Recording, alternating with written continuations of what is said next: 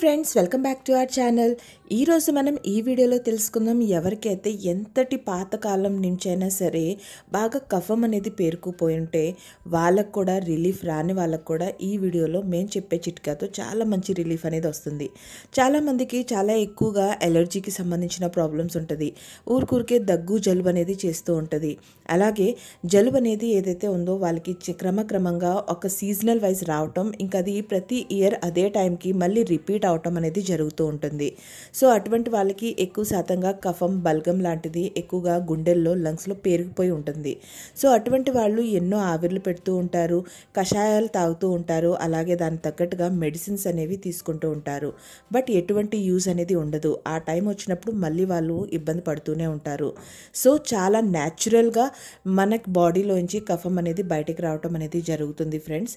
So ఈ వీడియోలో పూర్తి వరకు చూడండి, ఎక్కడ కూడా స్కిప్ చేయకండి. అప్పుడు మీకు కరెక్ట్గా ఎలా తయారు చేసుకోవాలో, ఏ విధంగా తీసుకోవాలనేది సంగతి క్లియర్గా తెలుస్తుంది. సో దానికైనా ముందు మీలో ఎవరైనా ఇంకా మా ఛానల్ని సబ్స్క్రైబ్ చేయకపోతే వెంటనే సబ్స్క్రైబ్ చేయండి. పక్కనే ఉన్న బెల్ ఐకాన్ని ప్రెస్ చేయండి, ఆల్ అని క్లిక్ చేయండి. దాంతో మేము పెట్టేటువంటి ఎన్నో ఇంట్రెస్టింగ్ వీడియోస్ వెంటనే నోటిఫికేషన్ రూపంలో మీ దగ్గరికి వచ్చేస్తుంది. ఫ్రెండ్స్, చాలామందికి జలుబు అనేది కాస్త సీజనల్ వైజ్ వస్తూ ఉంటుంది. అయితే కొంతమందికి అయితే మాత్రం ఎక్కువగా ఎలర్జీ మూలన వస్తూ ఉంటుంది. వాళ్ళు చాలా సెన్సిటివ్గా ఉంటూ ఉంటారు. అటువంటి వాళ్ళు ఎక్కువగా ఏది బయటికి వెళ్ళినా సరే, కాస్త డస్ట్ వచ్చినా సరే అలాగే వాళ్ళకి జలుబులో అది కన్వర్ట్ అనేది అయిపోతుంటుంది. తుమ్ములు వస్తూ ఉంటాయి. దాని తర్వాత అది చిన్నగా వాళ్ళకి జలుబు రూపం అనేది తీసేసుకుంటూ ఉంటుంది. అలాగే కొంతమంది అయితే ఎంత ఎక్కువగా ఫుడీ ఉంటారంటే వాళ్ళు ఒక క్లైమేట్ చూడరు, ఏమీ చూడరు.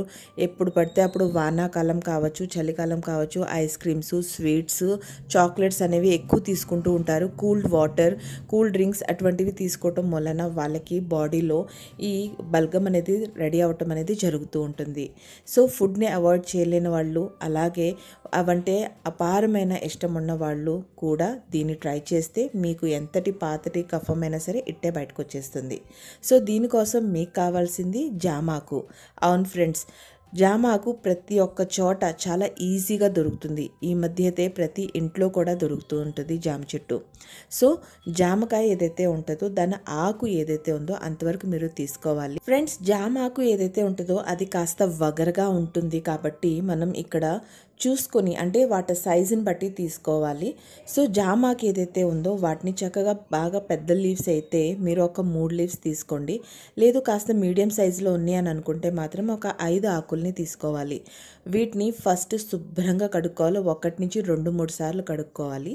ఎందుకు అని అంటారా? ఎందుకంటే జామ ఆకుని కానీ మీరు పట్టుకొని చూస్తే దాని బ్యాక్ సైడ్ ఏదైతే ఉంటుందో అది బాగా రఫ్ టైప్లో ఉంటుంది.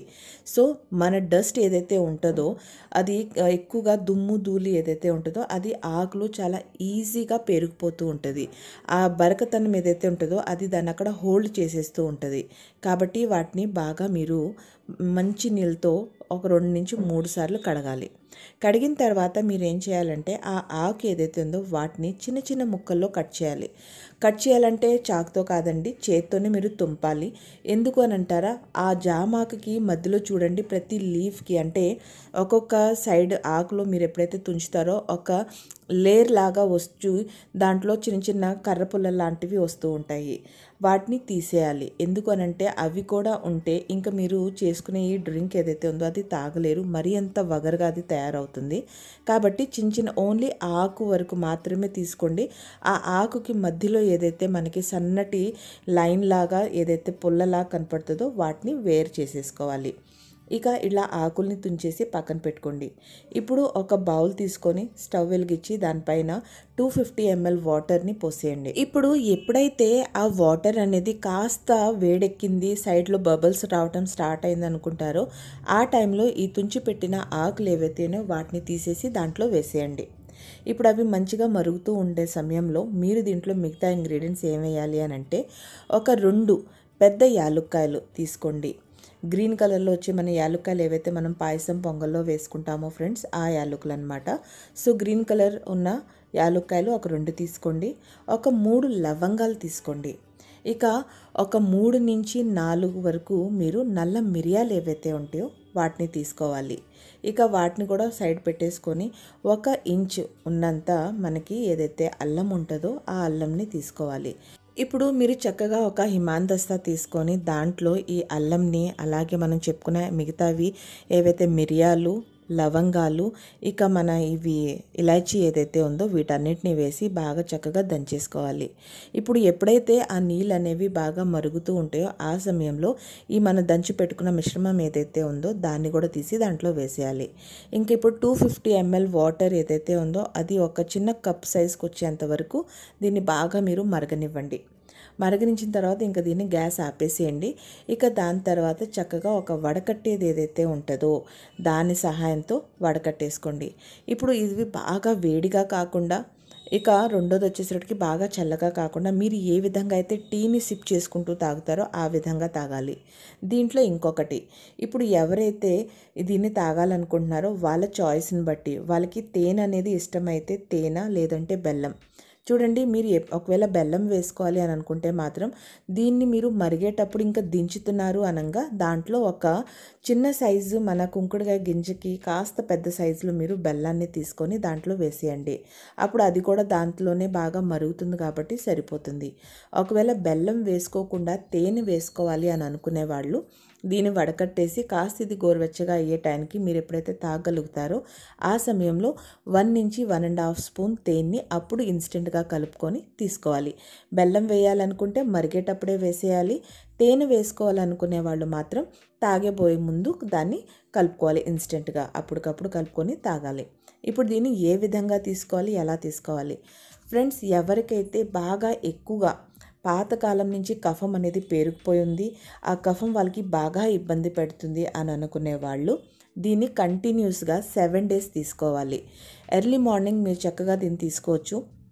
నైట్ టైం ఎవరికైతే బాగా ఎక్కువగా ఇబ్బంది పెడుతుందో ఆ కఫం వలన కంటిన్యూస్గా దగ్గు రావటం, అలాగే వాళ్ళు ఎటు సైడ్ తిరిగినా కూడా ముక్కులు గొంతు కడ బిగుసుకుపోయి వాళ్ళకి బాగా ఇబ్బంది పడుతున్నారో అటువంటి వాళ్ళు పడుకోబోయే 1 గంట ముందు చక్కగా దీన్ని తీసుకొని తాగేయండి. లేదు అని అనుకుంటారా, ఎర్లీ మార్నింగ్ తీసుకోండి. ఈ విధంగా మీరు 7 days కంటిన్యూగా తీసుకుంటే చిన్నగా మీకు లోపల పేరుకుపోయిన బల్గం ఏదైతే ఉందో అది క్రమక్రమంగా బయటికి రావటం అనేది జరుగుతుంది. ఇప్పుడు ఎవరికైతే స్టార్టింగ్ స్టేజ్లో ఉందో జలుబు అనేది ఇప్పుడిప్పుడే స్టార్ట్ అవుతుందని అనుకుంటున్నారో, లైట్గా ఉంది అని అనుకున్న వాళ్ళు జస్ట్ 3 days దీన్ని తీసుకుంటే సరిపోతుంది. సో ఈ విధంగా మీకున్న ప్రాబ్లమ్ని బట్టి 7 days 3 days అనేది మీరు డిసైడ్ చేసుకోవచ్చు. సో ఈ విధంగా మీరు తీసుకోండి. ఇది చిన్నపిల్లలకి ఇచ్చేటప్పుడు క్వాంటిటీ అనేది తగ్గించి ఇవ్వండి, ఎక్కువగా ఇవ్వకండి. ఎందుకంటే కొంచెం దీంట్లో మనం స్పైసెస్ తీసుకున్నాం కాబట్టి పిల్లలు తొందరగా ఇష్టపడరు, వాళ్ళకి మంట అనేది ఫీలింగ్ అనేది వస్తుంది. సో పెద్దవాళ్ళు మాత్రం ఖచ్చితంగా చేయొచ్చు. సో ఫ్రెండ్స్, ఈ రోజుకి ఈ వీడియోలో ఇంతవరకే. మీకు కానీ మా ఈ వీడియో నచ్చినట్లయితే తప్పకుండా లైక్ చేయండి, షేర్ చేయండి, కమెంట్ చేయండి. Thank you so much.